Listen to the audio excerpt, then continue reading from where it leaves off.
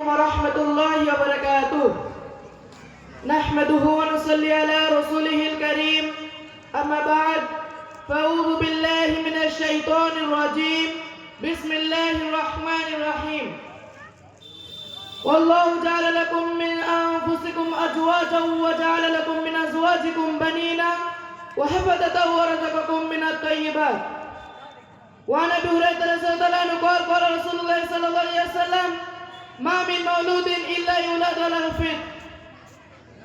শ্রদ্ধেয় সম্মানিত, আজকে আমার পাশে বসে থাকা শিক্ষক মহাশয় ও সম্মুখে বসে থাকা অত্র মাদ্রাসার ছাত্ররা, সমস্ত প্রশংসা, সমস্ত গুণগান, গুণকীর্তন, হামদ ও সানা একমাত্র আল্লাহ সুবহানাহু ওয়া তাআলার নিমিত্তে, যে আল্লাহ সুবহানাহু ওয়া তাআলা আমাদের অনেক কাজ থেকে বিরত রেখে এই সুন্দর একটি জলসায় আসার এবং বসার তৌফিক দান করেছেন। তিনার প্রশংসা করে আমরা সকলে বলি আলহামদুলিল্লাহ।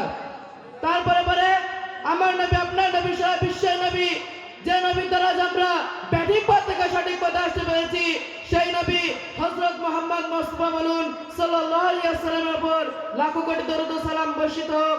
আমরা সকলে বলি আল্লাহুম্মা সাল্লি আলাইহি আল্লাহুম্মা বারিক আলাইহি। আজকে আমি আপনাদের সামনে সন্তানের প্রতি পিতামাতার দায়িত্ব নিয়ে কিছু আলোচনা রাখবো ইনশাআল্লাহ। আমার তৌফিক ইল্লা বিল্লাহ। আল্লাহ তাআলা মানব জাতিকে অগণিত নিয়ামত দান করেছেন এবং এইসব নিয়ামতের মধ্যে সুসন্তান একটি অন্যতম শ্রেষ্ঠ নিয়ামত।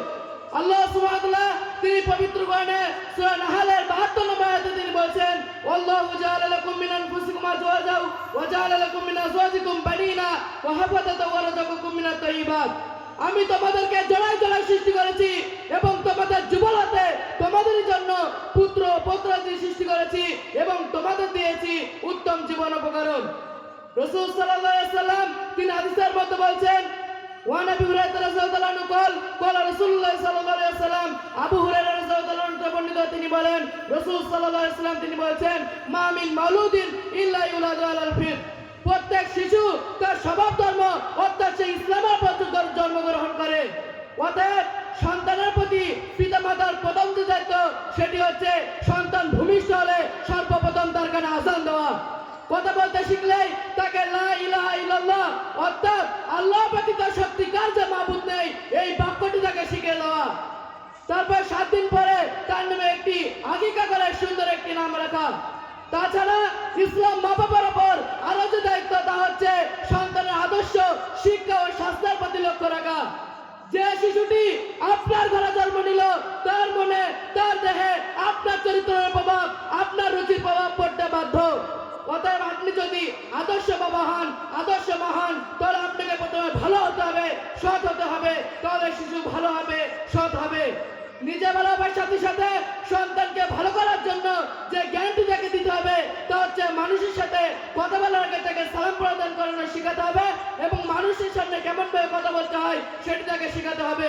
তবেই আদর্শ সন্তান আশা করা যাবে। সাথে সাথে নিয়মিত ক্লাসের পাঠ, দিনরাত 5 ওয়াক্ত সালাত আদায় করছে কিনা এদিকে লক্ষ্য রাখতে হবে। হিংসা করা, গীবত করা, গালিগালাজ করা, চগলখুরি করা, নেশা জাতীয় দ্রব্য পান করা যে হারাম এই শিক্ষাটি তাকে দিতে হবে। শিক্ষা জীবনের শুরু থেকে এই বিষয়গুলো যদি সন্তানের মধ্যে বুঝিয়ে দেওয়া যায় তাহলে সন্তানের জীবন সুন্দর পথে পরিচালিত হবে ইনশাআল্লাহ। সে একজন আদর্শ সন্তান, সুসন্তান হিসেবে গড়ে উঠতে পারবে। এর যদি ব্যতিক্রম হয়ে যায় কাল কিয়ামতের মাঠে আল্লাহ সুবহানাহু ওয়া তাআলার কাছে তার পিতামাতার জবাবদিহি করতে হবে। অতএব পরিশেষে আল্লাহ সুবহানাহু ওয়া তাআলার কাছে দোয়া করি, ওগো আল্লাহ, প্রত্যেকটি যারা পিতামাতা তার সন্তানকে সুসন্তান, আদর্শ সন্তান হিসেবে গড়ে তুলতে পারে সেই তৌফিক দিও। সকলে একবার বলে আমিন। এই বলে আমার সংক্ষিপ্ত বক্তব্য এখানে কি করছি। আসসালামু আলাইকুম ওয়া রাহমাতুল্লাহি ওয়া বারাকাতুহু। এবারের প্রতিযোগী শরীফ সরদার, রেডি থাকবে আব্দুল সালাম সরদার। আসসালামু আলাইকুম ওয়া রাহমাতুল্লাহি ওয়া বারাকাতুহু। নাহমাদুহু ওয়া নুসাল্লি আলা রাসূল